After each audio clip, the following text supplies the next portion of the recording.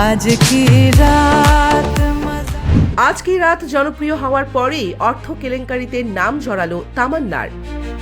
সম্প্রতি মুক্তি পাওয়া স্ত্রী 2 এর আজ কি রাত দিয়ে ব্যাপক আলোচনায় আসেন বলিউড অভিনেত্রী তামান্না ভাটিয়া।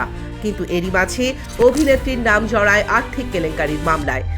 তাকে তলব করেছে ভারতের কেন্দ্রীয় তদন্তকারী সংস্থা এনফোর্সমেন্ট ডিরেক্টরেট। আর্থিক কেলেঙ্কারির মামলায় ইডির প্রশ্নের মুখে পড়েছেন এই অভিনেত্রী।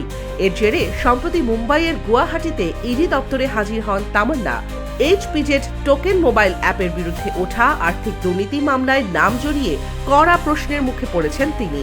টানা 8 ঘন্টা জিজ্ঞাসাবাদ করা হয় তাকে। এতে গুরুত্বপূর্ণ তথ্য পেয়েছে ইডি।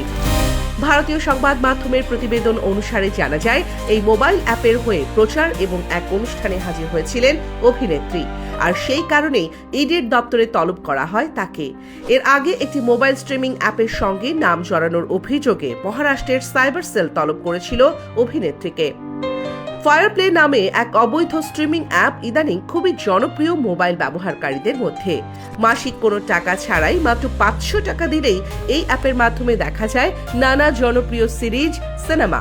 এমনকি এই অ্যাপেই অবৈধভাবে দেখানো হচ্ছিল আইপিএল। আর তা প্রচার করতে গিয়ে বিপাকে পড়েন তামান্না ভাটিয়া। প্রসঙ্গত, আগস্টে একসঙ্গে তামান্নার 2টি ছবি মুক্তি পেয়েছে, স্ত্রী 2 ও বেদা। ব্লকবাস্টার ছবি স্ত্রীতে মূলত আইটেম নাচের জন্যই দেখা মিলেছে তার।